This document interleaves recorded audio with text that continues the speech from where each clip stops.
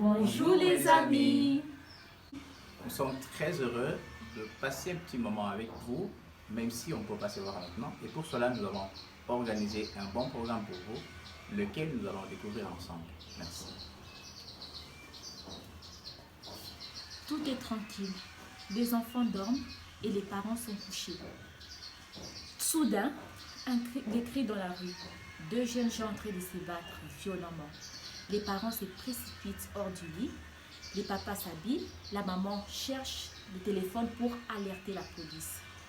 Les papas descendent à la rue pour essayer de séparer ces jeunes qui étaient en train de se battre. Quelques minutes après, la maman arrive. Il retrouve l'un de ces deux jeunes par terre, poignardé et évanoui. La police arrive, menotte le jeune homme. Il est accusé d'ivresse sur la voie publique et de coups et blessures aggravées. Il doit passer devant le tribunal pour être jugé. Le jour du procès arrive, le juge est assis à sa place. L'accusé est debout à côté de son avocat qui est assis à une table. Le procureur est assis aussi sur une autre table. Quand le juge frappe la table de son marteau pour réclamer le silence, le procureur appelle les témoins. Papa et les policiers témoignent à tour de rôle. Après les avoir entendus, tout le monde dans le tribunal entend ce que le juge va dire. Décidera-t-il que le jeune homme est coupable? Non. Au moment de prononcer le jugement, les juges déclarent qu'il n'est pas coupable parce que personne ne l'a vu poignarder son ami. Injuste, n'est-ce pas? À votre avis, est-ce que le jeune homme aurait dû être puni ou pas? Tu sais, Sophie, cette histoire me rappelle celle d'un autre procès dont parle la Bible. Un procès célèbre et injuste qui s'est tenu il y a bientôt 2000 ans. Mais le procès dont je parle a été injuste d'une autre manière. L'homme dont il est question n'était ni un ivrogne, ni un voleur, ni un meurtrier. C'était quelqu'un qui rassemblait les foules autour de lui, non pas pour les inciter à la révolte, mais pour leur faire du bien, pour bénir les gens. C'était quelqu'un qui n'a jamais fait de mal, quelqu'un qui était parfait. Il les rassemblait parce qu'il avait beaucoup de choses à leur dire, et il parlait du ciel, il parlait de vie qui ne finit jamais, il parlait aussi de résurrection des morts. Alors, vous vous demandez peut-être pourquoi un tel homme a dû comparaître un jour en jugement.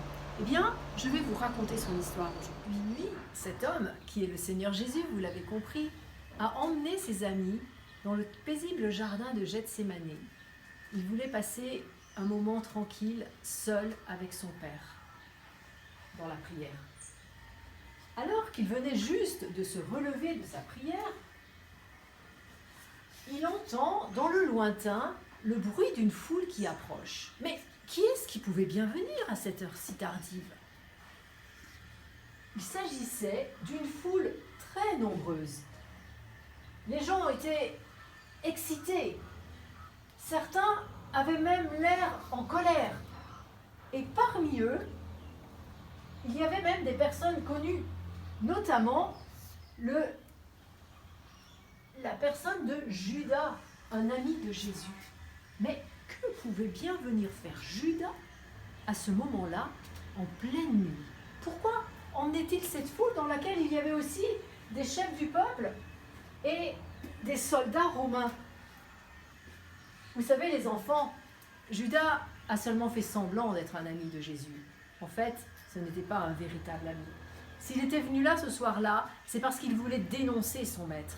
Et il avait décidé de le livrer aux chefs du peuple et aux soldats romains. Alors, lorsqu'ils sont arrivés, ces hommes ont attaché les mains de Jésus. Et Jésus leur a dit, « Mais pourquoi me liez-vous? J'étais tous les jours dans le temple avec vous et vous ne m'avez pas saisi. » Et puis, le groupe s'est mis en marche pour se rendre dans la ville. À travers la nuit, on conduit Jésus directement dans le palais de Caïphe, le plus grand chef religieux. Chez lui, tous les chefs du peuple sont assemblés. Et derrière eux, la foule se presse. ils veulent l'interroger. Ils sont en colère contre son enseignement. Et le seul moyen pour le faire taire, c'est de le mettre à mort. C'est pourquoi, lorsqu'ils l'interrogent, ils ne cherchent pas à connaître la vérité telle qu'elle est. Ce qu'ils veulent, c'est trouver quelque chose qui puisse leur permettre de le condamner à mort. Alors, pour cela, ils ont besoin de témoins. Mais les enfants, trouver des témoins qui puissent dire que Jésus a fait quelque chose de mal, ça, c'est mission impossible.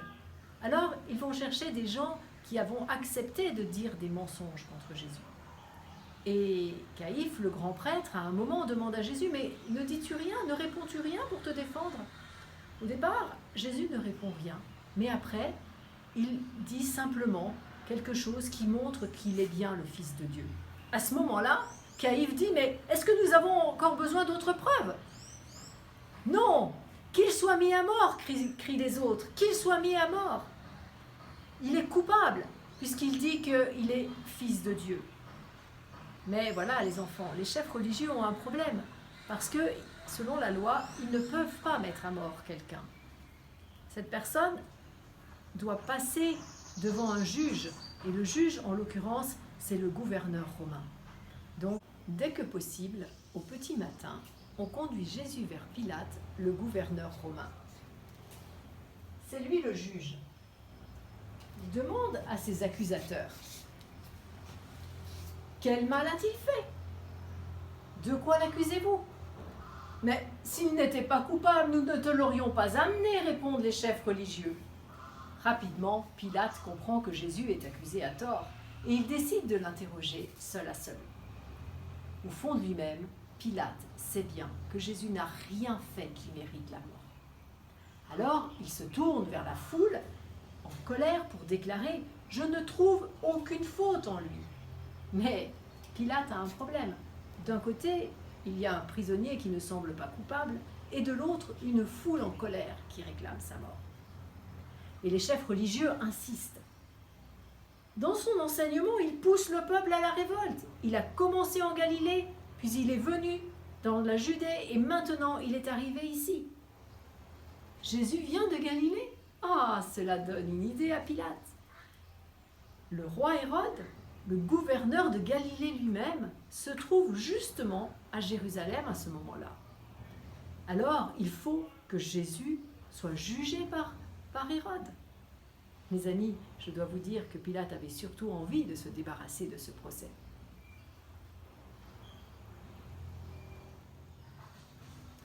C'est ainsi que Jésus se retrouve devant le roi Hérode, le gouverneur de Galilée. Celui-ci est très heureux de le voir car il a beaucoup entendu parler de lui. On lui a parlé des miracles que Jésus faisait, des malades qu'il guérissait, des aveugles auxquels il avait rendu la vue. Et Hérode espère bien voir un miracle de ses propres yeux. Mais très vite, il se rend compte qu'il vaut mieux pour lui de ne pas être mêlé à cette affaire. Alors, après s'être moqué de Jésus en le revêtant d'un manteau de pourpre, un manteau royal, il le renvoie à Pilate. C'est donc à Pilate de déclarer si Jésus est coupable ou non. Il dit « Je ne trouve aucun crime en cet homme ». C'est une manière de dire que Jésus n'est pas coupable. Et, dans un procès juste, il devrait le relâcher. Mais voilà, Pilate a peur de la foule en colère. Alors, il prononce une sentence. Imaginez-vous, il demande à ses soldats de fouetter Jésus et de le relâcher ensuite. À ce moment-là, la femme de Pilate s'approche de lui pour lui dire « N'aie rien à faire avec cet homme juste. Cette nuit, dans un rêve, j'ai beaucoup souffert à cause de lui. » Il est certain que maintenant, il n'y a plus aucun doute dans l'esprit de Pilate. L'accusé n'est pas un homme ordinaire. Pilate comprend qu'il est le propre fils de Dieu, Dieu venu sur la terre sous la forme d'un homme.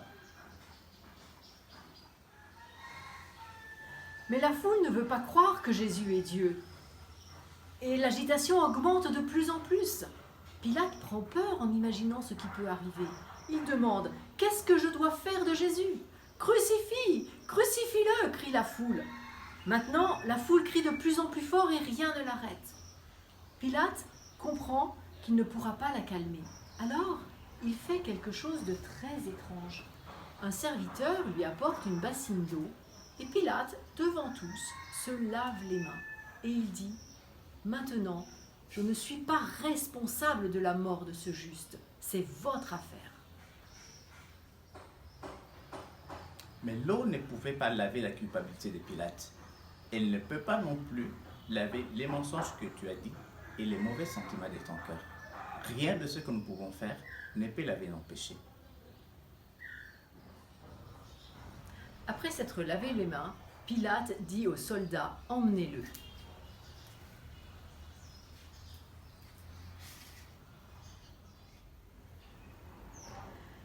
Les soldats fouettent Jésus jusqu'à ce qu'il soit tout meurtri et en sang.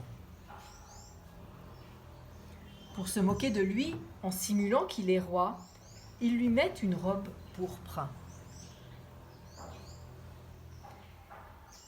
Comme un roi porte aussi une couronne et un sceptre, il pose une couronne faite d'épines sur sa tête et lui donne un roseau en guise de sceptre. Il se moque du parfait Fils de Dieu, lui crache au visage et avec le roseau lui frappe la tête. As-tu été déjà cruel ou méchant? T'es-tu déjà moqué de quelqu'un? Peut-être même la parole de Dieu ou de ton moniteur qui t'enseigne la Bible. Ça aussi, c'est du péché. Quand ils ont fini de se moquer de lui, ils lui arrachent la robe pourpre de son dos, lui remettent ses propres vêtements et lui donnent une lourde croix à porter. Mais Jésus est si affaibli par les coups de fouet et le mauvais traitement qu'ils doivent demander à Simon de Cyrène, un homme qui passait par là, de porter sa croix. Et ainsi, ils avancent péniblement jusqu'au sommet de la colline du Calvaire. Les soldats couchent Jésus sur sa croix et clouent ses mains et ses pieds.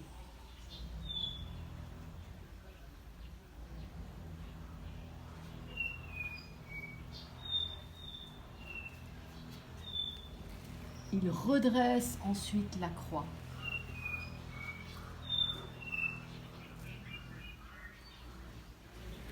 Et Jésus est maintenant suspendu entre le ciel et la terre.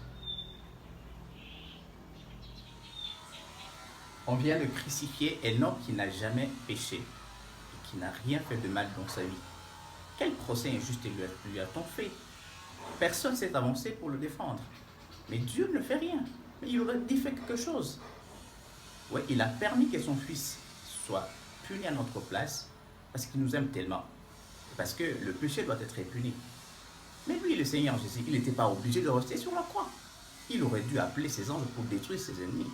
Mais il a accepté d'être puni à notre place parce qu'il nous aime et il veut que nous ayons, vous ou moi, la possibilité d'être pardonnés de nos péchés et qu'il nous donne la vie pour vivre avec lui éternellement dans les ciels. Dans ces procès de la mise en croix, Dieu semble être silencieux, mais il a un message pour le peuple. Le voici. Cela fait maintenant 3 heures que Jésus se trouve sur la croix. Et le soleil brille de tout son éclat dans le ciel. Tout à coup, une obscurité terrible, menaçante, couvre la terre. Je pense que j'aurais eu peur si je m'étais trouvé là. Cloué sur la croix, Jésus parle à son Père céleste.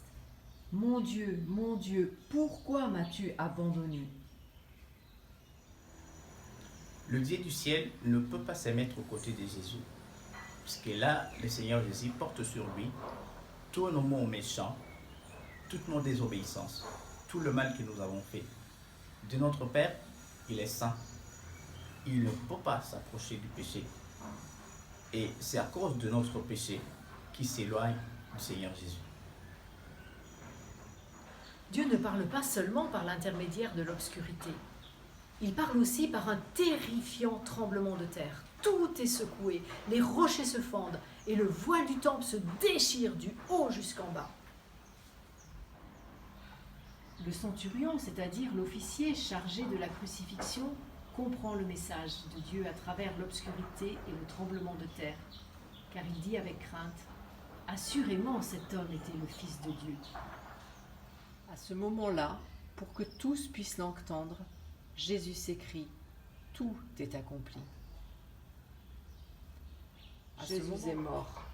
Ses amis vont venir retirer son corps de la croix. Ils vont le placer dans une tombe qui se trouve dans un jardin. Ils roulent ensuite une grosse pierre pour en fermer l'entrée. Tous pensent certainement que Dieu a fini de parler. Mais Dieu n'a pas fini de parler. 3 jours plus tard, le dimanche matin, quelques femmes qui avaient suivi Jésus se rendent à la tombe et découvrent que la pierre a été roulée et que le corps de Jésus n'est plus là. Tout d'abord, elles sont bouleversées. Ensuite, elles apprennent ce qui s'est passé. Un ange leur communique le message de Dieu. Jésus n'est pas resté dans la mort, il est vivant, il est ressuscité. Un peu plus tard, à la fin de la journée, Jésus vient lui-même à la rencontre de ses disciples qui sont réunis dans une chambre haute. Ils ont enfin la preuve qu'il est bien réellement vivant. C'est comme si Dieu disait, « Voyez, mon fils est parfait, sans péché, la mort n'a pas pu le retenir. » Toutefois, Dieu n'avait pas encore fini de parler.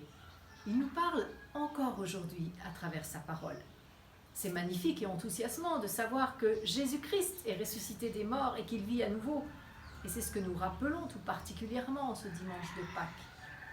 Mais nous lisons aussi dans la Bible qu'un jour, Jésus va revenir. Ceux qui sont déjà morts au moment de sa venue ressusciteront. Et ceux qui seront encore vivants à ce moment-là partiront dans les airs à la rencontre du Seigneur Jésus. Et tous ensemble, nous serons avec lui pour toujours. Et c'est cet événement que nous attendons. En ce moment, avec le coronavirus, beaucoup de gens s'interrogent par rapport à la mort. Il y a des centaines d'années, Job avait posé cette question, « Si un homme meurt, vivra-t-il à nouveau ?» La réponse du Seigneur Jésus est là, par rapport à ceux qui ont placé leur confiance en lui. Il a dit, « Parce que moi je vis, vous aussi, vous vivrez. » Si tu n'as pas encore mis ta confiance dans le Seigneur Jésus, si tu ne l'as pas encore accepté comme celui qui peut te sauver de tes péchés, il est temps que tu le fasses maintenant. Dis à Dieu que tu regrettes de tes péchés et que tu crois de tout ton cœur que le Seigneur Jésus les a portés à la croix. Et si tu fais cette prière, Dieu entendra ta voix, il effacera tes péchés et te donnera la vie qui dure éternellement. On espère que ce programme vous a plu. On vous aime très fort.